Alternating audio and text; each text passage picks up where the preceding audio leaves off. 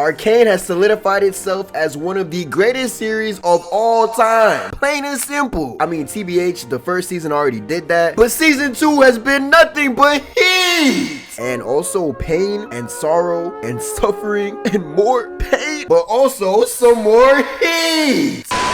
We all figured Arcane Season 2 was gonna be amazing, but dog, nothing could have prepared me for the events we've witnessed in these first 2 acts. The absolute roller coaster of allegiances, feelings, and relationships has been insane! Most improved character for me has gotta be Jinx, dog. Her story last season was great, and watching how her fractured mind informed every decision she made was just perfect. She was like Harley Quinn, but with substance. Hey, that's f***ed up. I actually think Harley's a very well-written character most of the time. She ain't deserved that straight. But the direction Jinx is going so far this season has been beautiful. She's growing as a person, but in a very Jinx way. There's actual stability and happiness in her life now, and watching her adjust to that is honestly heartwarming as f. Now, because this is Arcane, we all know this shit ain't gonna last, but damn, bro, let's just live in this moment for a sec. Also, I should probably give a little spoiler warning for the first 2 acts of season 2.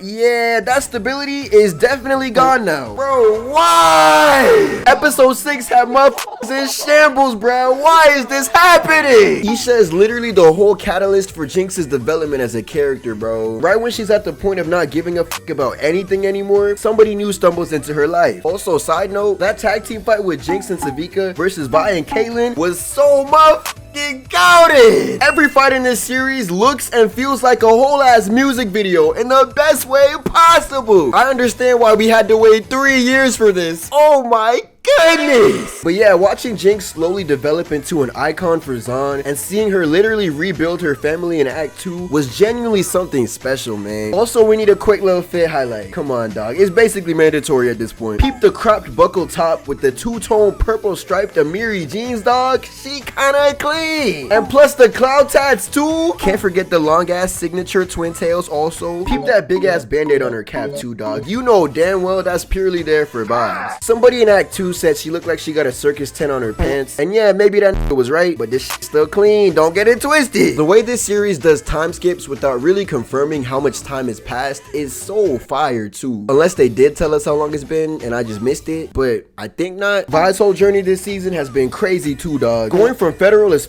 to underground boxer was not on my bingo list, but hey, her and Caitlyn finally becoming a real life relationship only for to crash and burn 15 minutes later was the most Arcane ever, dog. Niggas can't have peace for 1 second. Gothby is so motherfucking goated though. She deadass look like she belong in Gotham City now, and it's perfect. She's absolutely going through it though. Holy shit. She on her top blind bandage, but watching her go home and drink the pain away and do it all over again day in and out is crazy, man. The bandage top with the leather jacket combo and the arm wraps is too top. Also, I think it's cool how there's still hints of red violet poking out of her newly dyed black hair. Also, the 3-act structure is such a great way to release this season and tell this story. TBH, I feel like the whole binge release model of just dropping the whole season at once hurts the series way more than it helps. Even if it's the greatest thing to ever be released ever, people are only gonna talk about it for so long. The weekly release model gives a series so much more time to gain buzz and stay in conversations. Low-key, look at how fast people stop talking about One Piece live action. The infamous bad live action adaptation curse was finally broken, but it also just kind of came and went, for now at least. Hey look, season 2, you feel me? 3-act structure, weekly release, yo,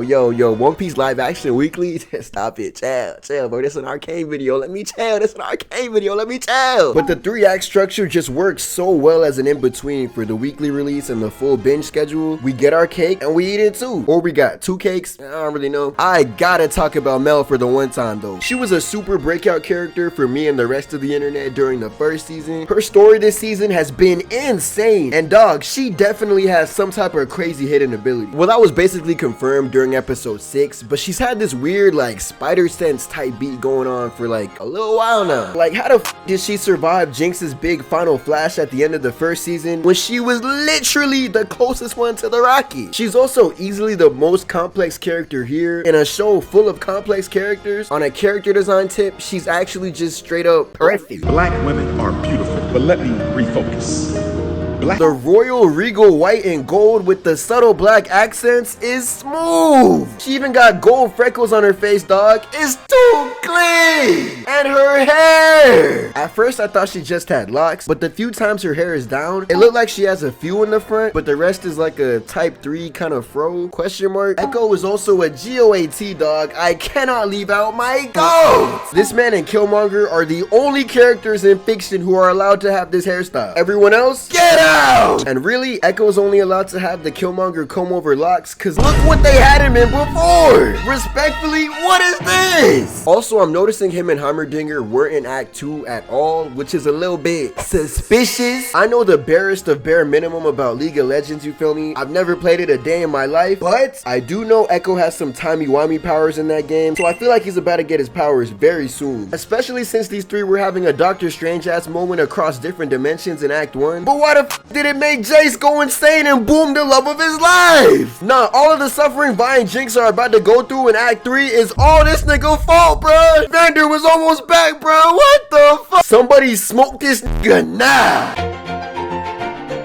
But nah, shout out Echo. He's the most straight up good and pure character in this whole series, and I'm glad it's him. Man, look, shout out Echo and Mel, bruh. They some goats. Look, you asked me who my two personal favorite characters in this whole series are. I gotta go with Echo and Mel. I think honorable mention Jinx. I wouldn't have said that first season, but Jinx has been a GOAT this season too, but Echo and Mel, they my GOAT. They my GOAT. Echo low-key got an Usopp type fit too. The super desaturated blonde with the icy white face tat is clean as too. There's a whole bunch of other main characters in this series with entire stories and arcs of their own, which brings me to the whole point of this video in the first place. Hey, look, this is about to be a crazy comparison, but I need you to walk with me. My personal favorite anime of all time is a series called Durarara. There is no main character in this anime. Not really. The whole city is the main character, and there's hella different pillars we follow throughout the story. Durarara and Arcane are very similar in how they both juggle a metric doo-doo ton of main characters that all converge at a nexus point in the series. Hold on, wait.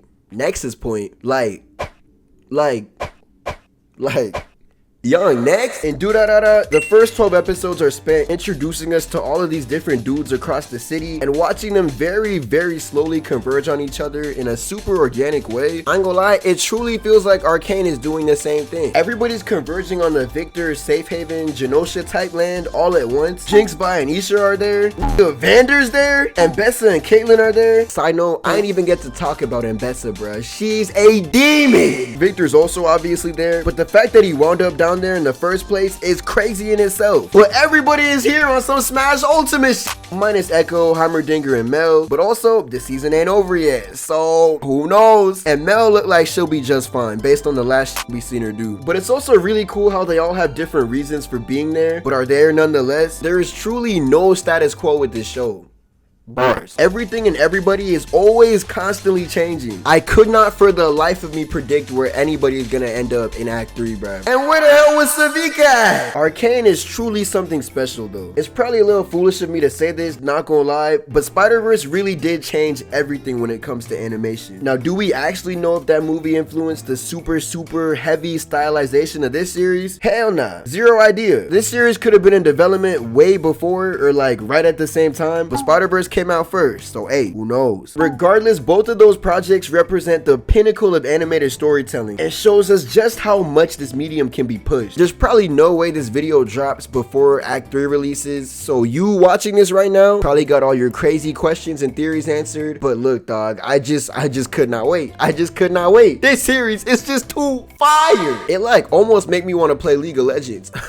It almost made me want to play League. It might be a fun game, but respectfully keep it. Hey, 2x KO though, look, I'm a fighting game demon, okay? 2x KO, put me in, coach. Put me in, coach. Put me in, coach. You try to fight me, I'm gonna turn you to a roach. Come here, it's off rip. I gotta play all the characters in this series. I'm playing Echo. Echo main. The people who are playing this game earlier are saying that Echo's broken, as he should be. Respectfully, put some respect on that young name. Can we put Mel in the game? I know that she's not like a champion in the like regular league, but respectfully, that ain't got nothing to do with 2x KO, bro. Put Mel in the game now. Or you put Mbessa in the game. Imagine Mbessa and 2x KO. Stop it.